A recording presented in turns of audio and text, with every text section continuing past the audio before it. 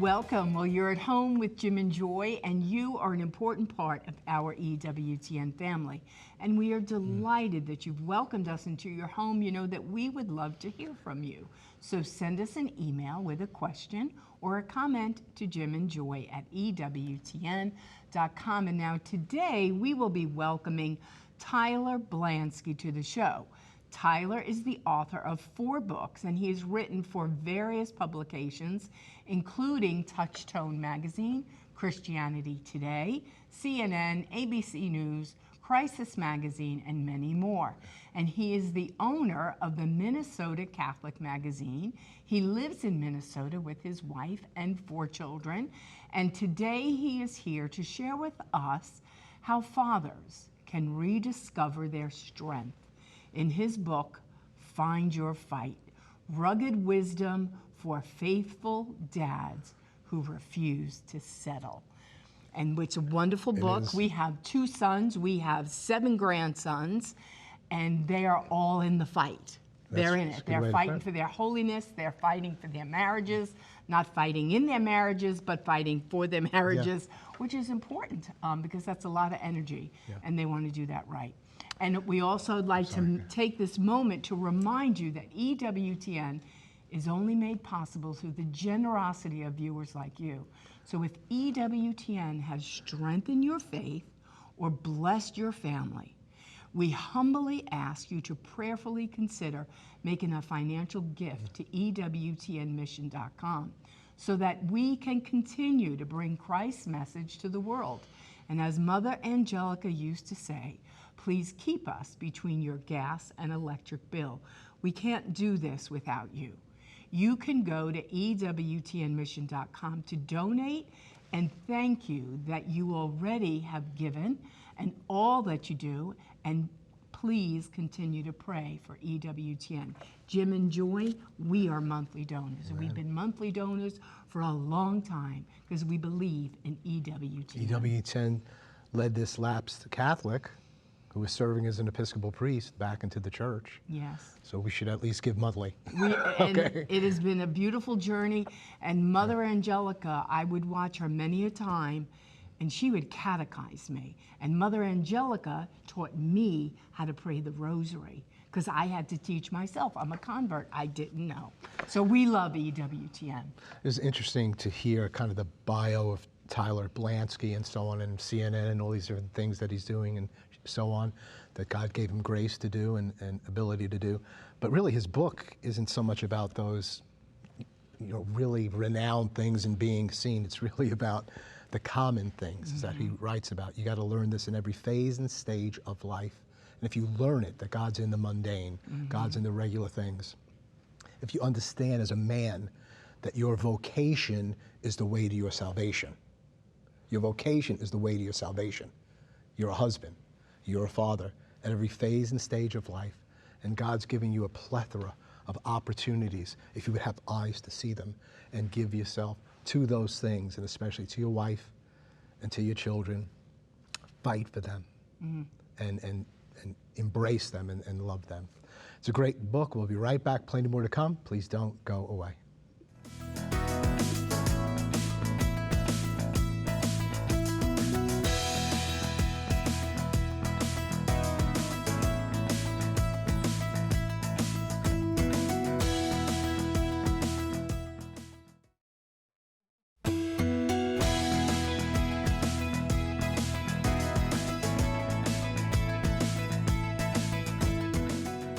Welcome back. Well, our guest today is Tyler Blanski.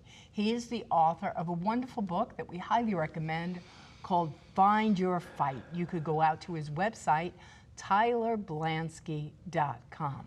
Well, Tyler, we're excited to have you on At Home, and we want you first to tell our family a little bit about your journey. Jim, Joy, it's so wonderful to be here. Thank you. Yeah, it's been a wild journey. Jim, you might be able to relate. I'm a convert, received into the church about 12 years ago. Was going to be an Anglican priest, and then God just grabbed me by the horns, and my wife and I became Catholic when I was supposed to be ordained to the Anglican priesthood. Our firstborn son was born We were receiving the church all within a week, and I didn't have a job. So thankfully, the local parish priest took me in, and that began my ministry with the church, serving as the director of religious education. So your years of schooling, you went to Nashotah House, the seminary. Yes. And Good so, seminary. good seminary. And so you went there, and when you think, oh, well, now what is God going to do with this? He landed a job for you, right? And so you were did. able to assist a priest in parish life. You know, everyone has a dream. Some people want to be an architect or an engineer. I really wanted to do ministry. And for me, being able to be a director of religious education, catechizing families, that was a dream come true for me. I loved it. Yeah. So your book's entitled Find Your Fight. But I'm thinking about what you're saying. So that was your fight, in a sense. I'm going to become, Lord willing, a priest. I want to serve in this way, that way, and everything. I want to learn. I want to be studious. I want to apply it. And well, the Lord kind of takes that fight away, And so it's kind of like, wow, you just flipped my world upside down. I thought it was on this course here. And so why the title Find Your Fight? Is it the same fight all the time? Does that fight vary at different phases and stages? Because you're 40-something years old now, and you're kind of focusing on that midlife area. But just bring this together with us. Why find your fight? Does the fight vary at various times? What's it about? Jim, that's a great question. So up until my son was born, and now we have 4 children, my life made sense. I grew up in a Baptist church, and my understanding of what it meant to follow Jesus was to be radical. I grew dreadlocks. I worked at an organic foods co-op. I was going to go live in the redwood trees to save them from being cut down. I was going to be a missionary overseas. Anything but living a boring suburban life in America. That's why I went and got the degrees I did. That's why I pursued ministry. Then one day, driving around Wisconsin, where at the parish I worked, our minivan broke down, and it was a hot summer day. And the baby was screaming, the toddler was screaming, my wife was crying, and I was in a bad spot. And it was there on the side of the road that I realized something wasn't working. I loved what I was doing, but it didn't pay the bills. I couldn't even afford to take my family out to Culver's, which is a great fast food place up there. I went home, and I remember just bringing all this to God and saying, what am I supposed to do? I want to serve you through ministry, but I have this family. You called me to be a husband and a father. It feels like I can't do both. So my wife and I, we went back to the drawing board, and I can't believe it. I still can't. I ended up going into business, of all things, the one thing I thought I would never do. And it was very hard to take that leap, but I had to find my fight to provide for my family. First, by doing what I didn't want to do. I didn't want to go do business. I ended up being a salesman, of all things. I thought, hey, I can do evangelism. Maybe I can do a little sales. Yeah. Turns out that they're not quite the same. But I had to do, any father needs to do what he doesn't feel like doing to provide for his family, because the family comes first. So it was a twist of fate that in pursuing the Lord, I ended up doing something that I thought pursuing the Lord would never look like. And so in finding your fight, you're on the side of the road. Very normal, typical scene in the life of a dad. Car breaks down, you're so responsible, all these people are depending upon you, and you're like, Lord, really? Like, is this it? But it's those places where we can't believe this is my life. Yeah. And God goes, well, yeah, this is your life. Now, I need you to be a holy man. I need you to be a holy father. I need you to be a holy husband in the midst of this scene. And one must dig deep, right? We got to go, okay, Lord, you're here. You're in this place. How am I going to do this? So you course correct. You need to provide. That's your job, right? You want to, as a father, you protect, you provide. You got to feed these people. You got to pay the bills. That's a tough gig. Never in the role that you thought you were. Absolutely. Maybe you've seen it. I don't remember the name of the film. It's about St. Francis.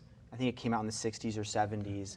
And the dad is portrayed as kind of this awful businessman, the man of the city who's wealthy, but he also is providing income and employment for everyone in the town. St. Francis is holy, he's righteous. So very memorable moment where he strips naked in the town square and hands his father all his clothes and runs off into the forest. And I thought, I want to be St. Francis. I want to run naked into the forest and take care of the homeless and do something radical.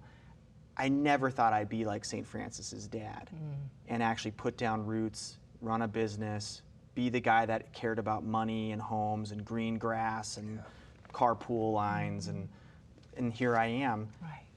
Very unexpected. Right. Maybe not everyone can relate to that journey, right? But for me, it was a surprise to be so suburban and normal. So Find Your Fight really leans into these questions. Can you be American and Catholic at the same time? What does the pursuit of holiness have to do with the pursuit of happiness? How do you reconcile these two things? Yeah. How can you, as a father, be a breadwinner, primarily concerned with building wealth and fortifying the family financially, yet also totally indifferent to wealth and really concerned with your children's faith and your wife's faith and getting them to heaven? That's Right. huge. Yeah. That's what the, you're- that's what the you're saying. goal. Yeah. Yeah. Well, you're 40. How old are you now? 42 now. 42 now. I'm old enough. I have to do my morning stretches. Yeah. Can't drink too much coffee anymore. Yeah. Well, yeah, it's interesting because you got so many dynamics going on. One is that kind of what you would consider the way to holiness. You know, sell everything you have, give to the poor. You know, defend nature, whatever. And we need to do that to various degrees and so on. So you've got that stream. And then you're also saying, well, I don't want to get caught up in the American dream when it's extreme, because guys just get lost in accumulating wealth and so on. So you got those two things. Well, how am I going to be holy? How am I going to be holy at this time in my life? I'm reflecting, I'm 30-something, 40-something. And then what does that mean into the future? So what are you seeing? How did you make an adjustment? How did you see? Because it's you say in your book, there's opportunities all over the place. They may be washing dishes, changing diapers, ordinary things. But in the ordinary things, God is trying to save me. This is how I'm saving you. Yeah. Right? Yeah. Speak to that, because there's so many guys that are moving in various extremes, and maybe they won't wake up to really knowing the Lord and the way He's calling them until they're 60 years old. Better they find out sooner rather than later. Yeah. Yeah. A lot of guys want to have a family. I think for me it was it was an idealistic vision until I actually was holding my newborn son. And babies broke me. No two parents have the same experience with children, but our first 3 children were born with dietary issues. So they were just screaming and disastrous diapers and problems, and we didn't know at first what was going on. But it led to other issues then with sleeping, and I was just a broken man, crawling every morning towards the coffee pot. You know, Brittany and I would have these little spats. It just felt so nasty. It was just hard to get through, and you never felt like you could do enough. You know, a bachelor can wake up in the morning, brush his teeth, go to the gym, get going, go do work, come home, have a nice dinner. A dad, you're always on. By the time you get your kids off to school, when I drop them off, I've run a marathon. It's only 7 a.m. And it doesn't stop. You get home and it keeps going. So Find Your Fight, that phrase has a secondary meaning, which is if you find yourself somewhere in your 40s, you've lost some of that like ambition and clarity of when you were young and in your 20s, you're just in this long, endless stream of days of so many responsibilities. You have to have a calendar. You got to have something on the fridge with your wife. The Google Calendar, everything is just full. How do you keep that flame alive? Because what most dads want to do, and I can relate, is you just want to check out just for a minute. You want to watch the game, scroll a little, relax, maybe go golfing. So Find Your Fight is put the phone down, go back into the kitchen, keep courting your wife. Go pick up the baseball glove and play catch with your son, even if you're exhausted, because you only have a short window. Right. So you got to grab it. Well, and in marriage and in family life and fathering and in mothering, we are to lose our life. Yeah. And we really only find our life when we're dead, right? And so I would say to Jim, and we would do premarital counseling for couples, and I would say, if you're not ready to give up half your life, don't get married. Yeah. And then if you're not ready to give up the other half of your life, don't have kids, because the point is God wants you with no life. Yeah. Because now he's in charge. Yeah. Right? And that's the game here, because it's not about us anyway, right? And it's like, Lord, you're killing me. And he's like, yes, I am. That's the point. And he's using all the people that you gave life to, right? Your bride, those 4 beautiful children. And, you know, like you say in your book, you walk into the room and it's not, here I am, it's there you are, right? And a father does that. A father recognizes the dignity and value of the toddler on the floor or the 3-year-old that's crying in the corner. That's what dads do. Yeah, there are 2 kinds of dads in the world. One that gets home from work and is like, I'm tired, I'm hungry, I have needs, everyone get off of my sofa, me, me, me. The other dad comes in and drops the brief. My dad was good at this. He'd drop his briefcase, give my mom a big hug and a kiss, and he would just, you'd think I was a hero in his world. Every child, he just looked at us and pulled out the best in us. And that's the kind of dad I want to be. Yeah, and that's at the end of your book. We'll probably bring that up again tomorrow, but I think that just says so much. And, you know, there's dads that say, here I am. And then there's dads that say, you're here, you're here. And then again, that's the way of holiness. That's the way of finding joy, is by losing your life. So some people could hear that and say, well, I don't think I want, you know, that life. I want this achievement kind of life affirmed by the world. But really the power is in losing your life and finding your life, giving yourself away, as the Trinity gives himself away within that Trinity. People, they blog about this, the moms, the dads, of how they're losing themselves to the kids or to their spouse. And that is a normal way if you're going to go through that. And I think you got to embrace it. In the book, I call it just rolling with it. You can't even fathom what's going to hit you in the day. Right. There's so many stories. Like you're just hit from every direction. You got to roll with it. Take time to build yourself up in prayer, exercise, you know, basic self-maintenance. But don't hold so tightly to yourself that you end up missing out on your family. Right. Because if you wake up like that, it's going to be a miserable day for everybody. You know, it just don't go that way. And self-care is important. Like in our lives, we would get up before our children, which meant 5 o'clock, 5:30. You got to get up early. So funny. And you have to pray, because I need my bags packed before I get to give my life away to them. Otherwise, no Jesus, they ain't no joy in the house. I mean, it's miserable. We're going to take a break at this point and hold you over for the final segment. Go to tylerblanski.com, tylerblanski.com. You can get the book there. EWTNRC.com. You can get the book there and just learn more about him. We'll be right back. Plenty more to come. Don't go away.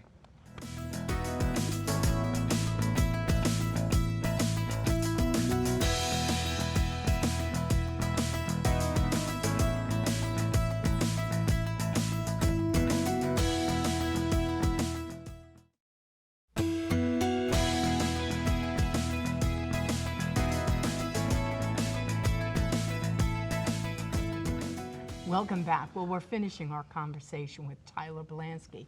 We were talking about the van breakdown on the side of the road. Finish that journey for us.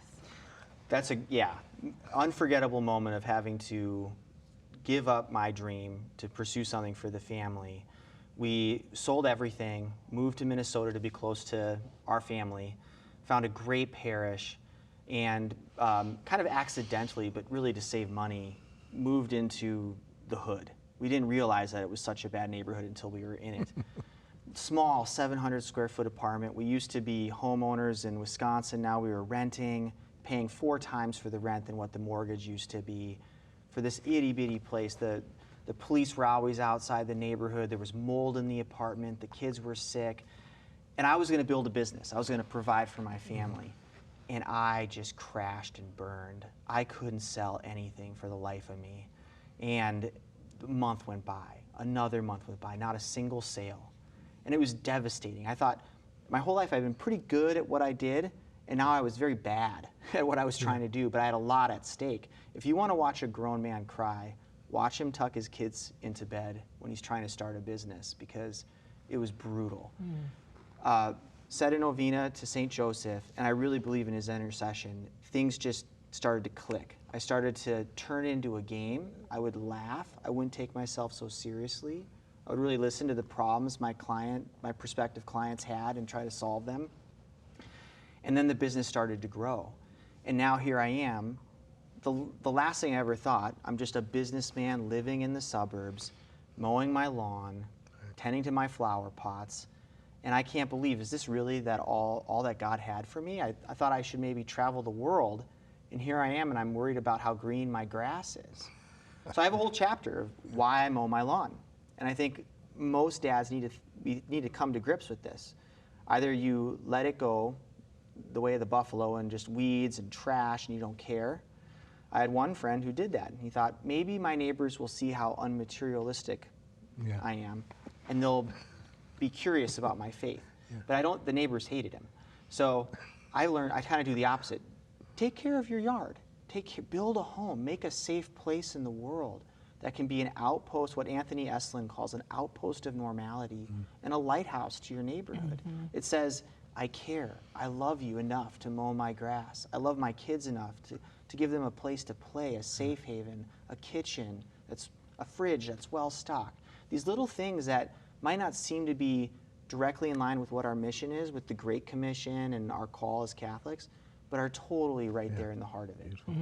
Well, it's been great to have you for this day, and we'll see you again tomorrow. You can unpack this book more fully. It's so important. Find Your Fight, Tyler Blanski, EWTNRC.com. It's in the ordinary things, Tyler is sharing, that we find the Lord and we find our fight, especially in marriage and in the family. You're an important part of this EWTN family. You're never alone. You're always at home with Jim and Joy. Life, marriage, and the family will prevail. Bye now.